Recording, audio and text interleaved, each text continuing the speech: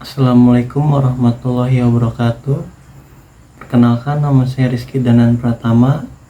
Di sini saya akan mempresentasikan UAS analisis dan evaluasi ekuitas. Ekuitas adalah kekayaan bersih perusahaan. Jika merujuk pada pengertian lain, di mana ekuitas adalah hak residual atas aktiva perusahaan setelah dikurangi semua kewajiban. Maka dalam hal ini, ekuitas merupakan kekayaan bersih dari perusahaan. Pada prinsipnya, ekuitas merupakan kekayaan bersih dari suatu perusahaan dari hasil pendanaan seorang pemilik perusahaan atau juga dari hasil kegiatan usaha yang ada. Ekuitas sama dengan aktiva atau harta, pasiva atau utang. Tujuan dan manfaat ekuitas. Ekuitas juga bertujuan untuk mengetahui bagian dari hak pemilik yang ada di dalam perusahaan. Bagian dari hak ini akan menjadi sesuatu yang wajib untuk dilaporkan. Nantinya, nilai ekuitas ini akan bertujuan untuk memberikan informasi yang jelas tentang sumber dana dari perusahaan tersebut. Laporan ini juga nantinya harus tersaji sesuai dengan peraturan perundangan yang berlaku dan sesuai dengan akta pendirian yang ada. Insentif manajemen dan persistensi.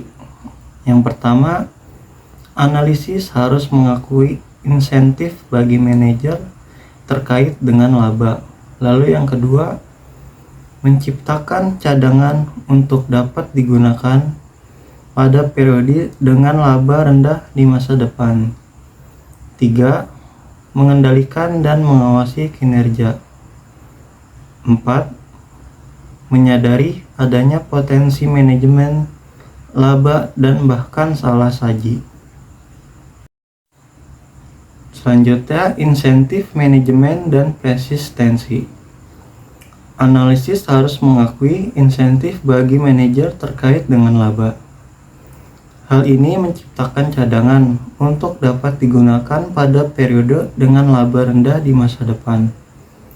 Dengan adanya insentif kinerja bagi manajer dan penggunaan angka akuntansi untuk mengendalikan mengawasi kinerja mereka. Analisis harus menyadari adanya potensi manajemen laba dan bahkan salah saji. Lalu ada persistensi dan pos sementara dalam laba.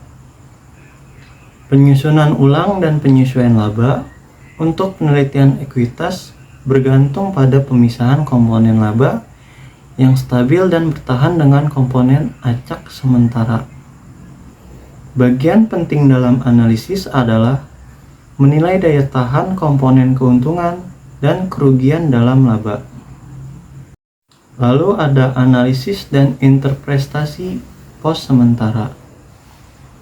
Menentukan apakah suatu pos bersifat sementara atau tidak bertahan. Proses ini melibatkan penilaian apakah pos tersebut tidak biasa, bukan pos operasi atau tidak 10 berulang. Menentukan penyesuaian yang diperlukan setelah mengetahui penilaian daya tahan. Seringkali diperlukan penyesuaian khusus untuk evaluasi maupun perkiraan laba. Selanjutnya, jenis-jenis ekuitas. Yang pertama yaitu ekuitas pemegang saham, 2. Ekuitas pemilik perusahaan, 3. Pembiayaan ekuitas, 4. Ekuitas rumah, dan 5. Ekuitas mirak. Valuasi ekuitas berbasis laba. Valuasi perusahaan merupakan tujuan penting bagi banyak pengguna laporan keuangan, karena estimasi nilai yang dapat diandalkan dapat digunakan untuk membuat keputusan. Deskripsi penilaian ekuitas perusahaan tradisional dilakukan berdasarkan metode diskonto arus kas atau diskonto cash flow yang disingkat DCF. Berdasarkan metode ini, nilai ekuitas perusahaan dihitung berdasarkan ramalan arus kas yang tersedia bagi investor ekuitas.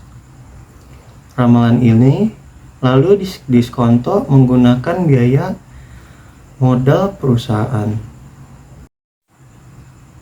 Lalu rasio harga terhadap nilai buku. Rasio harga terhadap nilai buku atau price to book dihitung sebagai berikut. Nilai pasar ekuitas, nilai buku ekuitas. Perhitungan ini menghasilkan beberapa pemahaman penting. Jika pertumbuhan nilai buku meningkat, maka rasio PB meningkat. Selain itu, ketika biaya resiko atau modal ekuitas K meningkat, rasio PB turun. Perhatikan bahwa rasio PB tidak sama dengan 1 jika pasar mengharapkan laba abnormal di masa depan. Itu saja untuk yang bisa saya sampaikan. Kurang lebihnya mohon maaf. Wassalamualaikum warahmatullahi wabarakatuh.